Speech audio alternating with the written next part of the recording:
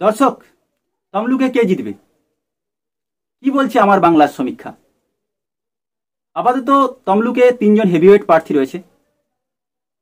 বিজেপির পক্ষ থেকে প্রাপ্তের বিচারপতি অভিজিৎ গাঙ্গুলি, তৃণমূলের পক্ষ থেকে দেবাংশু ভট্টাচার্য, আর সিপিএম এর পক্ষ থেকে সায়ন ব্যানার্জি। এই 3জন আপাতত ফাইটটা করছে। আজকে আলোচনা করব যে এই 3জনের মধ্যে এই তমলুক লোকসভা কেন্দ্রে কোন প্রার্থীর জয়ের সম্ভাবনা প্রবল রয়েছে। নমস্কার, আমি শুভঙ্কর মান্না। আমার বাংলায় আপনাদের সবাইকে স্বাগত। আর আপনি যদি এতক্ষণ পর্যন্ত আমার চ্যানেলটি সাবস্ক্রাইব না করে থাকেন, দয়া করে চ্যানেলটি সাবস্ক্রাইব করুন এবং পাশে থাকা বেল আইকনটি প্রেস করুন, যাতে পরবর্তী ভিডিওগুলোর নোটিফিকেশন সবার প্রথমে আপনার কাছে পৌঁছে যায়। দর্শক, 42টা লোকসভা কেন্দ্রের মধ্যে তমলুক একটা গুরুত্বপূর্ণ লোকসভা কেন্দ্র এবং সবার নজর এই তমলুক লোকসভা কেন্দ্রের প্রতি রয়েছে। 42টা লোকসভা কেন্দ্র, প্রত্যেকটা লোকসভা কেন্দ্রের কিছু না কিছু মাহাত্ম্য রয়েছে। আর তমলুক লোকসভা কেন্দ্রের ক্ষেত্রে বেশি মাহাত্ম্য রয়েছে, কারণ এটা বীরাঙ্গনা মাতঙ্গিনী হাজরার, শহীদ মাতঙ্গিনী হাজরার কর্মভূমি। এটা স্বাধীনতা সংগ্রামী একটা কেন্দ্র। এই কেন্দ্রের বহু ইতিহাস রয়েছে। কিন্তু আজকে যেটা আলোচনা করার, যে এই কেন্দ্রটা কেন গুরুত্বপূর্ণ, কেন নজর রয়েছে, কারণ 3জন হেভিওয়েট প্রার্থী। তার মধ্যে প্রথম হেভিওয়েট প্রার্থী প্রাক্তন বিচারপতি অভিজিৎ গাঙ্গুলি, যিনি বিচারপতির এজলাস থেকে জুরি যারা বিচার করে সেই প্রাক্তন বিচারপতি বলা যায়, যিনি বিচারকের আসন থেকে রিজাইন দিয়ে রাজনীতি লড়ার জন্য মাঠে নেমেছে। লড়াকু সংগ্রামী মানুষ, মিষ্টিভাষী, সুভদ্র পুরুষ, লড়াইটা জানেন। সব থেকে বড় কথা, জাস্টিস গাঙ্গুলি সম্বন্ধে বললে এটুকু বলা যায়, আমার ওনার প্রতি একটু সিম্প্যাথি রয়েছে। কারণ যেভাবে উনি চাকরি দুর্নীতি মামলায় যেভাবে ওই 38,000 না 37,000 যেভাবে যারা ওই টাকা দিয়ে চাকরি পেয়েছে তাদেরকে যেভাবে চাকরি থেকে বরখাস্ত করেছে, পুরো প্যানেলটাকে যেভাবে বাতিল করে দিয়েছিল, এটা অভূতপূর্ব একটা সিদ্ধান্ত। দিস ইজ ফ্যান্টাস্টিক, এটা সত্যি ফ্যান্টাস্টিক। এতে অবশ্যই এটাও ঠিক, যারা উকিল তারা এজলাসে নিয়ে গেছিল, তারা সমস্ত তথ্য প্রমাণ জমা করেছিল, তাদের কৃতিত্ব অবশ্যই, তাদের এটা প্রশংসাই করতে হবে, তারা প্রশংসনীয়। কিন্তু উনি যেভাবে বিচারকের আসনে বসে বিচারটা করেছিলেন, যে রায়টা দিয়েছিলেন, অভূতপূর্ব, এক কথা অভূতপূর্ব। অপরদিকে তৃণমূলে হয়ে লড়ছেন দেবাংশু ভট্টাচার্য, তৃণমূলের এমএলএ, তৃণমূলের তুর্কি বলা যায় সেনাপতি, অভিষেক বন্দ্যোপাধ্যায়ের খুব খাস লোক, কাছের লোক, মমতা বন্দ্যোপাধ্যায় খুব স্নেহধন্য লোক। এক কথা বলা যায়, মমতা বন্দ্যোপাধ্যায় এবং অভিষেক বন্দ্যোপাধ্যায় খুব কাছের লোক, প্রিয় লোক। আর সিপিএম এর থেকে লড়ছেন সায়ন ব্যানার্জি, সিপিএম এর একদম ইয়ং ব্রিগেড বলা যায়। এখন সেই কারণেই এটা খুব মহত্বপূর্ণ এবং গুরুত্বপূর্ণ। আর সবার নজর রয়েছে অভিজিৎ গাঙ্গুলির উপর, কারণ অভিজিৎ গাঙ্গুলি গত 2-3 বছর ধরে যেভাবে ফোকাসে রয়েছেন মিডিয়ার, সেই সেন্সে অভিজিৎ গাঙ্গুলির জন্যই এই তমলুক লোকসভা কেন্দ্র হেভিওয়েট এবং গুরুত্বপূর্ণ এবং সবার নজর রয়েছে। কিন্তু দর্শক, ব্যক্তিগতভাবে যদি বলেন, আমি খুব হতাশাগ্রস্ত। কারণ তমলুক লোকসভা কেন্দ্রে এমন একটা কেন্দ্র যেখানে কেউ তো জিতবে, হয় সিপিএম জিতবে, যদি হয়তো সবাই আপনারা হাসবেন, সিপিএম জেতার কোনো সম্ভাবনাই নেই। আপনারা ভাবছেন যে সিপিএম জিতবে নাকি, এমনটা নয়। নাহলে কি হবে, তৃণমূল জিতবে, আর নাহলে কি হবে, বিজেপি জিতবে। যেই জিতুক, আলটিমেটলি ওনারা কলকাতাতেই থাকবেন, এখানে থাকবেন না। এমনিতেই সাংসদদের শান্ত এলাকায় দেখতে পাওয়া যায় না, ওই ভোটের সময় আসে ভোট মাগতে, সেবা করতে আসে, ওটাই হচ্ছে ওনাদের কাছে সেবা। ওই ভোট মাগতে আসে, ভোট দিন, এটাই হচ্ছে, ওনারা ভাবেন যে এটাই আমরা জীবনে সব থেকে পরম সেবা করলাম। তারপরে আর ওনাদের টিকিও খুঁজে পাওয়া যায় না। আজ সে 1947 সালে 52 সালের পর থেকে আপনি ইতিহাস দেখে নেবেন, কোনো সাংসদ এলাকায় থাকে না। এটা দুর্ভাগ্য আমাদের এই দেশের। তো সেই জায়গায় দেখুন, এর দুটো কারণ হতে পারে। এক, যে তমলুকে আমাদের নেতা নেত্রী নেই, আমাদের 77% লিটারেসি রেট, শিক্ষিত মানুষের বাস, অথচ আমাদের এখান থেকে কি কোনো যোগ্য ব্যক্তি নেই। এটা হতে পারে যে আমরা যোগ্য নয় কেউ আমাদের এখানে, তাই সব রাজনৈতিক দল মনে করেছে যে বাইরে থেকে, কলকাতা থেকে সব গাড়ি করে একদম ভাড়া করে আনতে হবে, তারা এখানে ওই 1 মাসের জন্য প্রচার করবে, তারপরে চলে যাবে। আর এটাও হতে পারে, আরেকটা সম্ভাবনা রয়েছে যে এখানে সবাই নেতা, প্রচুর নেতা রয়েছে, প্রচুর সংগঠক রয়েছে, সবাইয়ের সঙ্গে একটা লড়াই রয়েছে, ইনফাইটিং। তো সেই জন্য বাইরে থেকে কাউকে এনে দাও, সেলিব্রিটি বা কোনো নেতাকে, সে এসে জিতিয়ে দেবে, আলটিমেটলি আমার জেতাটা বড় কথা। তো রাজনৈতিক দলগুলো এরকমই করে। যে চলো বাইরে থেকে একজনকে এনে দিই, সে তার জেতানোর কন্ট্যাক্ট নিয়ে নিল। আলটিমেটলি আমি যেহেতু তমলুকের একজন ভোটার, মানে তমলুক লোকসভার মধ্যেই আমার ভোট পড়ছে, আমি খুবই দুঃখিত, আমি খুব হতাশাগ্রস্ত যে তিনজন প্রার্থী সবাই বাইরে থেকে এবং সবাই কলকাতাবাসী। কেউ এসে আমার তমলুকের কথা, মানুষের জন্য কষ্ট দুঃখ দুর্দশার কথা কেউ ভাববে না, কেউ তুলেও ধরবে না, কেউ এখানে মানুষের কথা ভাববেও না। সবাই কেরিয়ার গড়তে এসছে, কেরিয়ার গড়বে, চলে যাবে। এই যে এত সেলিব্রিটি নামে কি করে, সিনেমা চলছে না, নেমে পড়লো, কেরিয়ার গড়লো, বেতন পেলো, বেরিয়ে গেল। যাই হোক, তো এই তমলুক লোকসভা কেন্দ্র যদি দেখি আমরা 1952 সাল থেকে 1977 সাল পর্যন্ত টানা পাঁচবার আমাদের এই তমলুক লোকসভা কেন্দ্র থেকে জয় লাভ করেছিল সতীশচন্দ্র সামন্ত কংগ্রেসের হয়ে। পাঁচবার সাংসদ হয়েছে 1952 থেকে 77 সাল পর্যন্ত। তারপরে 1998 থেকে 2009 পর্যন্ত সিপিএম এর দুর্দান্ত প্রতাপ নেতা লক্ষণ শেঠ এমপি ছিলেন, তিনিও লড়াই করেছেন এবং প্রচুর আমাদের ডেভেলপ করেছেন, সে তো আপনারা জানেন। তারপর 2009 সালে শুভেন্দু অধিকারী এই সিপিএম এর দুর্দান্ত প্রতাপ নেতা লক্ষণ শেঠকে হারিয়ে দেয়, এবং হারিয়ে শুধু যায় না, ভোটটা পেয়েছিল 6,37,664 ভোট শুভেন্দু অধিকারী, আর লক্ষণ শেঠ পেয়েছিল 4,64,706 ভোট, প্রায় 2 লাখের কাছাকাছি ভোটে হারিয়ে দেয়। তারপর শুভেন্দু অধিকারী এখানকার এমপি হয়, প্রচুর ডেভেলপমেন্ট করেছে, প্রচুর উপকার করেছে মানুষের, আপনারা দেখেছেন, আপনারা জানেন। তো এই হচ্ছে আমাদের তমলুক লোকসভা কেন্দ্র।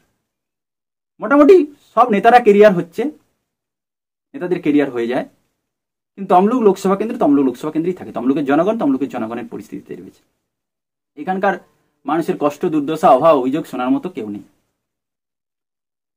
আর ভবিষ্যতেও কেউ হবে বলে মনে হয় না। দর্শক, একটা জিনিস যেটা বুঝতে হবে যে সব রাজনৈতিক দলগুলো কিন্তু ভোটের আগে বলে যে আমরাই জিতবো। এখন যদি আম আদমি পার্টি, কেজরিওয়াল জেলে রয়েছে, যদি এখানে কেউ ওকে টিকিট দিয়ে দেয়, সে বলবে আমরাই জিতে যাব। যদি আসাদুদ্দিন ওবেসির AIMIM party, All India Muslim, ওরাও যদি এসে টিকিট দিয়ে দেয়, ওরা বলে আমরাও জিতবো, কারণ সংগঠন ওদের নেই, কিন্তু বলবো আমরা জিতে যাবো। কারণ প্রত্যেকটা রাজনৈতিক দল চায় ভোটের আগে পর্যন্ত, মানে রেজাল্ট আগে পর্যন্ত অক্সিজেন দিতে কর্মীদের, তাদেরকে জাগিয়ে রাখতে হবে তো যে আমরাই আসছি, আমরাই জিতছি, আমরাই জিতবো, লড়ো। সুতরাং এটা একটা বলতে হয়, বলে সেই হিসেবে সবাই বলছে। আর সব থেকে বড় কথা, যেখানে থেকে আমরা সত্য জানতে পারবো সেটা হচ্ছে মিডিয়া। সেই মিডিয়াও আর আজকাল মিডিয়া নেই, নিরপেক্ষ নেই। এ খুব দুর্দশাগ্রস্ত দেশ।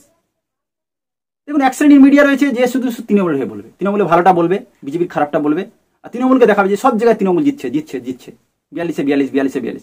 আর এক শ্রেণীর মিডিয়া রয়েছে যারা শুধু বিজেপিরটা দেখায়, বিজেপি ভালো, তৃণমূল খারাপ, 42-42, বিজেপি জিতছে 42-42। আর এক শ্রেণীর মিডিয়া রয়েছে যারা বলবে সিপিএম ভালো, কংগ্রেস ভালো, বাকি সব খারাপ। আপাতত দৃষ্টিতে যদি আমরা দেখি, কংগ্রেস এই রাজ্যটাকে ছেড়ে দিয়েছে। মানে কখনো দেখবেন না রাহুল গান্ধী, সোনিয়া গান্ধী, প্রিয়াঙ্কা গান্ধী এরা আসে না প্রচারে, ওই অধীর একটা গড় রেখেছে। তাও এবারে খুব ফাটাফাটি লড়াই, হাড্ডাহাড্ডি লড়াই, হারবে কি জিতবে সে তো সময় বলবে। বাকি এই রাজ্যে রয়েছে সিপিএম, কংগ্রেস, বিজেপি এবং তৃণমূল। সিপিএম এর কথা বলি, সিপিএম বা বামফ্রন্ট, এরা এখন তরুণ ব্রিগেডকে নামিয়ে দিয়েছে। মীনাক্ষী, দীপশিতা, তারপরে ওই সব সায়ন, তারপরে কি বলা যায়, অনেক ওদের দেখবেন সুজন টুজন অনেকে রয়েছে। এরাও ইয়ং ব্রিগেড নেমে পড়েছে, লড়ছে, প্রচার করছে, মিটিং করছে, ঠিকই আছে। কিন্তু মানুষ আর সিপিএম এর সাথে, মানুষ যে 34 বছরে যা দেখেছে না, সিপিএম পুরো ভরসা করতে পারছে, ভোটার প্রভাবিত হচ্ছে না, আবেগ নেই সিপিএম এর মধ্যে, সে আবেগটা নেই। সুতরাং সিপিএম এর 42টার মধ্যে একটাও আসন জয়ের সম্ভাবনা নেই। তমলুক তো নেই, হ্যাঁ, তবে 5%, 10%, 15% কোথাও ভোট কাটবে বামফ্রন্ট। বাকি থাকলো কি তৃণমূল ভার্সাস বিজেপি। 42টা লোকসভা কেন্দ্রের মধ্যে ধরলে অনেক কেন্দ্রে তো বোঝা যায় না কে কখন যে টিএমসি থেকে বিজেপিতে লাভ দিচ্ছে, কখন কে বিজেপি থেকে টিএমসিতে লাভ দিচ্ছে। দুটো কাছাকাছি একই রকম মনে হয়, কিন্তু আপাতত লড়াইটা হবে বিজেপি ভার্সাস টিএমসি। এবার এটাও বুঝতে হবে যে প্রার্থীর থেকে কিন্তু দল বড়, কারণ একটা দেখবেন দলের সিম্বলে ভোট হয় বেশি। প্রার্থীতে গুরুত্বপূর্ণ ঠিক, কিন্তু প্রার্থীর থেকেও টিকিটটা কোন পার্টির সেটা বেশি গুরুত্বপূর্ণ হয়ে ওঠে। এবার কেন্দ্র বিশেষে ব্যতিক্রম হতে পারে। এখন যদি তমলুক লোকসভা কেন্দ্র ধরি, তমলুক লোকসভা কেন্দ্র ব্যতিক্রম হবে না। সব মিডিয়া, ইউটিউবারও পর্যন্ত, মিডিয়া তো কথা ছাড়ুন, ওরা তো কর্পোরেটের কথায় চলে, যে পার্টি অ্যাড দিল তার হয়ে বলবে। ইউটিউবারও পর্যন্ত এ বিজেপির ইউটিউবার, ও বিজেপির হয়ে সারাদিন গুণগান করবে। আর এ টিএমসির ইউটিউবার, ও টিএমসির হয়েই সারাদিন গুণগান করবে। এ সিপিএম এর ইউটিউবার, কংগ্রেসের ইউটিউবার, এ সারাদিন সিপিএম কংগ্রেসের গুণগান করে। আইএসএফ তো শেষ হয়ে গেছে, খতম, বাদ দাও, ওকে ধরার মধ্যে আর পড়ে না। তমলুক লোকসভার মধ্যে 7টা বিধানসভা রয়েছে, তার মধ্যে ময়নাতে অশোক দিন্ডা এমএলএ বিজেপির, জেতা সিট 2021-এর কথা বলছি। নন্দীগ্রামে শুভেন্দু অধিকারী জেতা সিট, হলদিয়াতে তাপসী মণ্ডলের জেতা সিট। বাকি যে 4টা বিধানসভা রয়েছে, পাঁশকুড়া পূর্ব, নন্দকুমার, মহিষাদল আর রয়েছে তমলুক, এই 4টা সিটে তৃণমূল জয়লাভ করে। এবার একটা জিনিস, ভোট এলে না সব রাজনৈতিক দলগুলোই বলে আমরা জিতছি, আমরা জিতছি, আমরা জিতছি, এমনকি সব মিডিয়াও পর্যন্ত, কারণ মিডিয়াও আজকাল কর্পোরেটের দাস। তো স্বাভাবিক কারণে ওরাও মিডিয়াও ভাগ হয়ে গেছে, একটা মিডিয়া বিজেপির হয়ে গেছে, একটা মিডিয়া তৃণমূলের হয়ে গেছে, একটা মিডিয়া সিপিএম কংগ্রেসের হয়ে গেছে। কেউ এখন নিরপেক্ষ নেই, ইভেন ইউটিউবারও পর্যন্ত। আমি বিজেপির ইউটিউবার, আমি বিজেপির হয়ে বলবো, গুণগান করবো। আমি তৃণমূলের ইউটিউবার, আমি তৃণমূলের হয়ে গুণগান করবো। আমি সিপিএম কংগ্রেসের ইউটিউবার, আমি সিপিএম কংগ্রেসের হয়ে গুণগান করবো। তো সিস্টেম এমন হয়ে গেছে যে সরকার যতটা চাইছে দেখাতে, আমরা ততটা দেখতে পাচ্ছি, যেটা সরকার চাইছে না আমরা সেটা দেখতে পাচ্ছি না। খবর ততটুকুই দেখানো হচ্ছে যতটুকু আমাদের দরকার হচ্ছে, কিন্তু আসল যে উদ্দেশ্যগুলো সেগুলো কোথাও না কোথাও হারিয়ে যাচ্ছে। মূল ভোটের প্রচারে কি বিষয়বস্তু থাকা উচিত ছিল, যে ভোটের প্রচার এটা থাকবে যে বেকারত্বের সমস্যা, তুমি কত চাকরি দিতে হবে, তুমি কত কর্মসংস্থান ঠিক করতে হবে, সেই বেকারত্বের যে ইস্যুটা হারিয়ে গেছে এবারে। তার সাথে সাথে মূল যেটা সিস্টেম, জিনিসপত্রের মূল্য বৃদ্ধি, দ্রব্য মূল্য বৃদ্ধি, দ্রব্যমূল্যের এত দাম বৃদ্ধি তুমি কতটা কমাতে পারবে। ভোট আসছে, সেই জায়গা থেকে সব রাজনৈতিক দলগুলো পিছিয়ে আসছে। এখন ভোটের মূল উদ্দেশ্য হচ্ছে জেতা, আর এখন সেই জেতার জন্য মূল যে ইস্যুগুলো উঠে এসছে, সেখানে মূল ইস্যু হচ্ছে হিন্দু মুসলিম। দেশ পুরো হিন্দু মুসলিমে ভাগ হয়ে গেছে। হিন্দু মুসলিম এক শ্রেণীর মুসলিম, তারা এই পার্টিকেই ভোট দেবে, ওই পার্টিকে ছেড়ে অন্য পার্টিকে ভোট দেবে। তার সাথে সাথে এটাও দেখা যাচ্ছে এখন আরেকটা যেটা ইস্যু এসছে ভোটের সময়, দান দেন, ভাতা, যোজনা, কে কত দান করছে। তুমি ভোট দাও, 500 দেবো, 1000 দেবো, 2000 দেবো, 5000 দেবো, সিস্টেম এখন এইভাবে চলছে। রিসেন্টলি বিহারে নীতিশ কুমার ঘোষণা করেছে যে যাদের পরিবারের রোজগার 6000-এর কম, তাদের প্রত্যেক পরিবারকে 2 লাখ টাকা করে বছরে বাৎসরিক ভাতা দেওয়া হয়। সিস্টেম কোন দিকে যাচ্ছে একবার চিন্তা করতে গেছে, চিন্তা করলে বুঝতে পারবেন যে পরিস্থিতি কিভাবে এগোচ্ছে। আপনি যদি দেখেন যে রিসেন্ট এই 10-15 বছর বাংলা, উড়িষ্যা, বিহার, উত্তরপ্রদেশ কোনো শিল্প হয়েছে, কোনো ইন্ডাস্ট্রি এসছে? নেই। সব দেখবেন বাংলা, বিহার, উত্তরপ্রদেশের লোকেরা গুজরাট, মহারাষ্ট্রে গিয়ে কাজ করছে শ্রমিক হয়ে। কেন? বাংলা ইন্ডাস্ট্রি করার জায়গা নেই, উত্তরপ্রদেশ ইন্ডাস্ট্রি করার জায়গা নেই, বিহার ইন্ডাস্ট্রি করার জায়গা নেই, গাদা জায়গা পড়ে আছে, ইন্ডাস্ট্রি হচ্ছে না, শিল্প হচ্ছে না, কর্মসংস্থান হচ্ছে না। কিন্তু এখন সেগুলো না বিষয়বস্তু, ভোটের সময় এগুলোই মূল চর্চার বিষয়বস্তু হওয়া উচিত ছিল, সেগুলো ছেড়ে দিয়ে চর্চার বিষয়বস্তু হচ্ছে ভাতা, হিন্দু মুসলিম। সেই জায়গায় কোনো রাজনৈতিক দল পিছিয়ে নেই, সমস্ত রাজনৈতিক দল এজেন্ডার মধ্যে পড়েছে। আজকের দিনে ভাবুন, আজকের দিনে আমরা যদি পড়াশোনা করি কোনো সাবজেক্টে, 18% জিএসটি দিতে হয়। আপনি একটা পড়াশোনার সরঞ্জাম কিনবেন, 18% জিএসটি। আপনি পড়াশোনার জন্য কলেজে ভর্তি হবেন, ইউনিভার্সিটিতে ভর্তি হবেন, 18% জিএসটি। আর আপনি ডায়মন্ড কিনতে চান, 5% জিএসটি। আপনি এই ভোট আসছে, পলিটিক্স, প্রচুর প্রচার হচ্ছে, ভোটের প্রচার হচ্ছে, হাজার হাজার লাখ লাখ টাকা, কোটি কোটি টাকা খরচা হচ্ছে, একটা লোকসভার জন্য কোটি কোটি টাকা খরচা হচ্ছে। এই টাকার পিছনে কোনো ট্যাক্স নেই, কেন্দ্র সরকার মাফ করে দিয়েছে। এই ভোটের প্রচারে কোনো পার্টিকে কোনো ট্যাক্স দিতে হবে না। সিস্টেম কোন দিকে এগোচ্ছে না একবার ভেবেছেন? যাই হোক, আমি তমলুক নিয়ে আলোচনা করছি। তমলুককেও এটা একটা গুরুত্বপূর্ণ লোকসভা কেন্দ্র অন্যান্য লোকসভার মধ্যে, কারণ এখানে হেভিওয়েট প্রার্থীরা রয়েছে, সবাই যে যার নিজেদের বেস্টটা দিতে চায়। কিন্তু একটা জিনিস বুঝতে হবে, এখানে 1961টা বুথ রয়েছে, প্রত্যেক বুথে পলিং এজেন্ট BLA 2 দিতে পারবে বিজেপি। যে সরকার আছে সে অ্যাডভান্টেজ পাবে, কারণ তার কর্মী রয়েছে, তার সমর্থক রয়েছে। একটা সরকারে থাকলে তার হয়। এখানে 34 বছর সরকার ছিল, অ্যান্টি ইনকাম বেনিফিট ছিল, মানুষ আর সিপিএমকে পছন্দ করেনি, সরিয়ে দিয়েছে, তৃণমূল এসেছে। তৃণমূল 15 বছর হতে চায়, তারপর আবার দেখা যায়। কিন্তু একটা জিনিস বুঝতে হবে যে বিরোধী যারা আসতে চাইছে বিজেপি, তারা কি সব জায়গায় বুথের সংগঠন এনেছে? সব থেকে বড় কথা যেটা দেখা গিয়েছে, যে বলা হচ্ছে বিজেপি সংগঠন বেড়েছে, কর্মী বেড়েছে, কিন্তু এটাও ঠিক যে বিজেপিতে শুভেন্দু অধিকারীর আগমনের পর, বিশেষ করে তমলুকে শুভেন্দুময় করে দেওয়া হয়েছে। তাপসী মণ্ডল মেবি এখন জেলা সভাপতি রয়েছে, তো স্বাভাবিকভাবে তার লবিকে বসিয়ে দেওয়া হচ্ছে। প্রত্যেকটা পার্টিতেই লবি রয়েছে, না বলবো না, কিন্তু লবি করার ফলে দেখা যাচ্ছে অনেক কর্মী সংগঠনরা বসে পড়ে, তারা বসে আছে, এর এফেক্ট কিন্তু ভোটে পড়ে। স্বাভাবিক এটা একটা তর্ক বিতর্ক হবেই, তার সংগঠনের সিস্টেম পড়বে এখন। আর সব থেকে যেটা বললাম, আমাদের দুঃখের বিষয় যে আমরা 3 জনই কলকাতার, কেউ জেতার পর এখানে থাকবে না, সবাই চলে যাবে, যে কেউ একজন জিতবে। আর আমাদের দুর্ভাগ্য যে 3 জনই বাইরে, এই জেলায় কি নেতা নেই না সংগঠক নেই আমি জানি না। আমি যদি এমনি তমলুক লোকসভা দেখি, এটা একটা এখানে 77%, প্রায় 76.99% লিটারেসি হার রয়েছে। এসসি ভোটার রয়েছে প্রায় 14.1%। এটা একটা এফেক্ট পড়বে যে 14-15% কাছাকাছি এসসি ভোটার, এসটি ভোটার 0.2%। সব থেকে বড় কথা মুসলিম ভোটার হচ্ছে 16.9%, 16.9%, মানে 17%-এর কাছাকাছি মুসলিম ভোটার এই তমলুক লোকসভা জেতার ক্ষেত্রে একটা মারাত্মক এফেক্ট ফেলে। আর 17% মুসলিম ভোট পুরোপুরিভাবে এর 80-90% ভোট তৃণমূলে যাবে। এই ভোট বিজেপি নিতে পারবে না, সিপিএম ইভেন নিতে গেলে খুব কষ্ট হবে। আর যদি আমি গ্রামীণ ভোটার আর শহরের যদি ভোটার দিই, নগরায়নের ভোটার, আমাদের টোটাল কাছাকাছি 16 লাখের মতো ভোটার রয়েছে এই টোটাল তমলুক লোকসভাটার মধ্যে।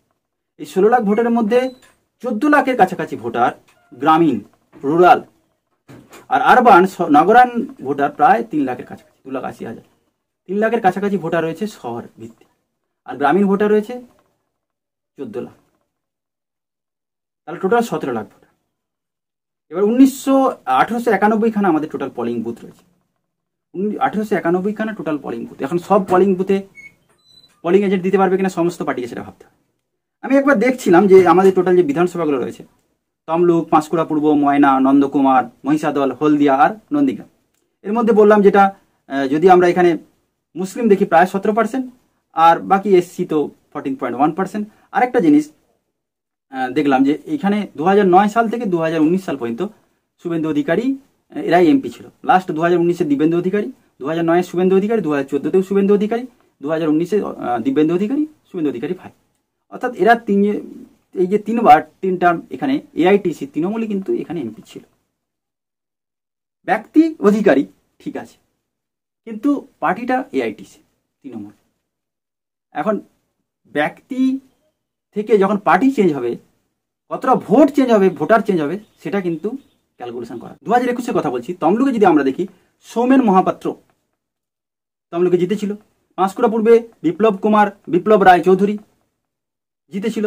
আর ময়নাতে অশোক দিনটা বিজেপির থেকে জিতেছিল। নন্দকুমারে সুকুমার দে টিএমসি থেকে জিতেছিল। মহিষা দলে তিলক কুমার চক্রবর্তী টিএমসি থেকে জিতেছিল। হলদিয়া থেকে তাপসী মণ্ডল বিজেপি থেকে জিতেছিল। আর নন্দীগ্রামে শুভেন্দু অধিকারী বিজেপি থেকে জিতেছিল। তো এরা হচ্ছে 2021-এর রেজাল্ট বলছে। এবং 2021-এ যদি অ্যাসেম্বলি আমি রেজাল্ট দেখি, বিজেপি পেয়েছিল 45.9% ভোট,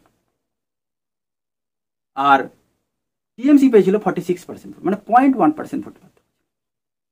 2021-এ খুব হাইফাই নেই, মানে টাই একটা লড়াই, ফাইটিং। বিজেপি এবং টিএমসি একে অপরকে টক্কর দিচ্ছে।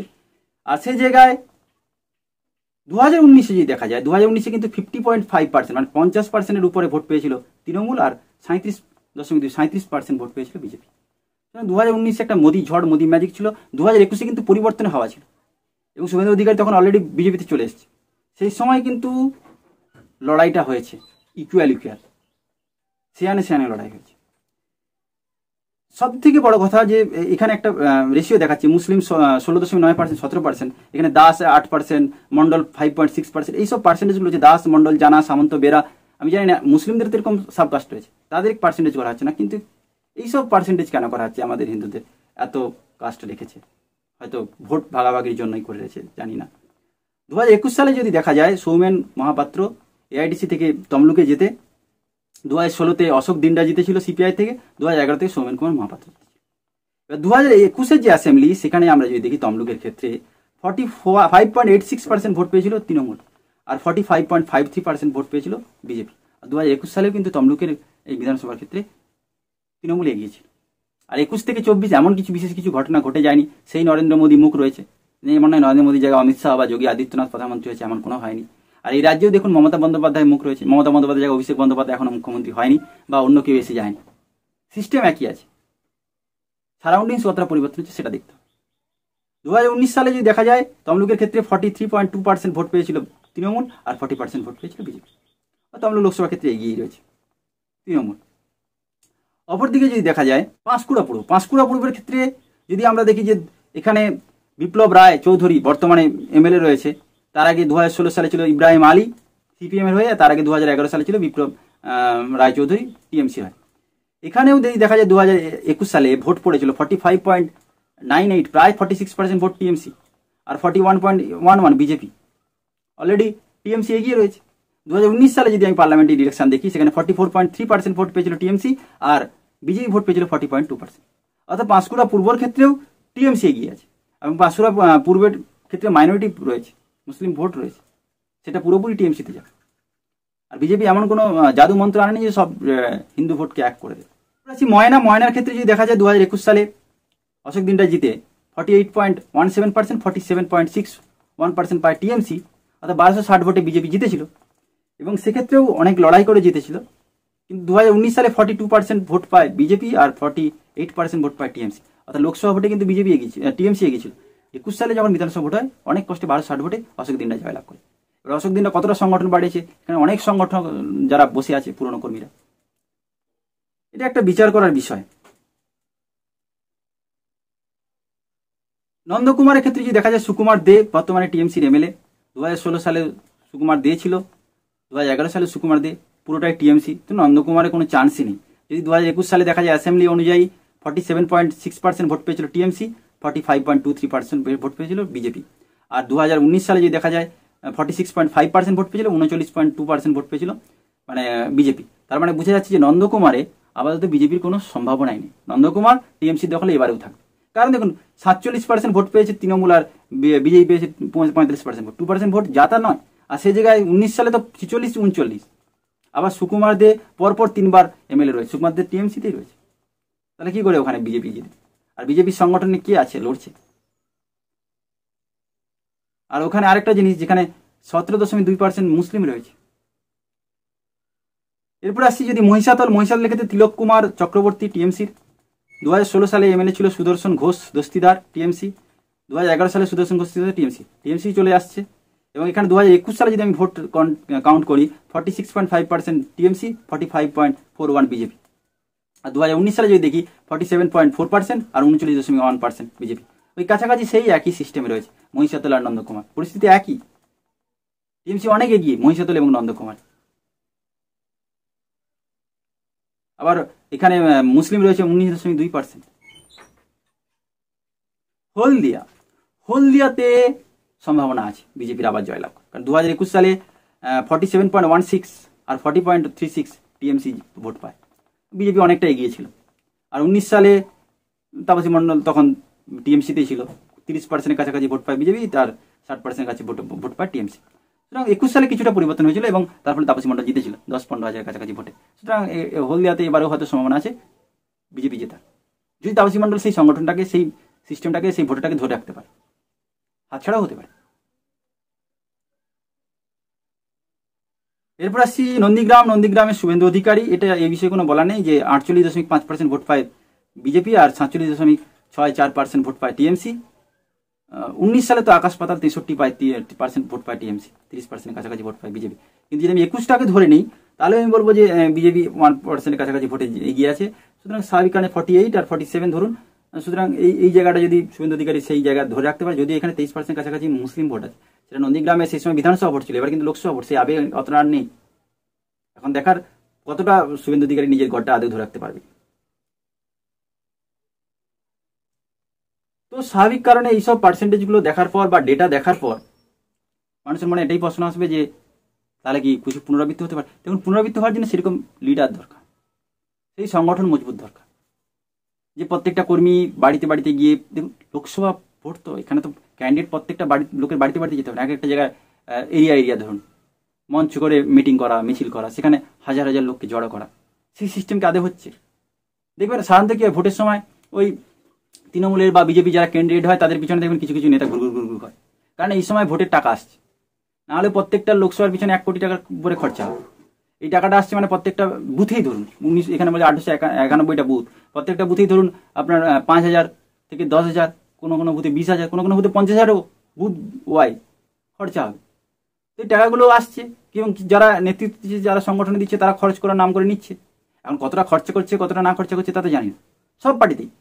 এবং ভোটের সময় বিপুল পরিমাণে একটা ক্যাশ লেনদেন হয়, খরচা হয়। কালো টাকা সাদা, সাদা টাকা কালো, আমি জানি না, কিন্তু এর কোনো হিসাব থাকে না। আর এক্ষেত্রে ইনকাম ট্যাক্স কিছুই করে না, আর ইনকাম কোনো ট্যাক্স দিতে হয় না, এই খরচটা একদম ছাড়।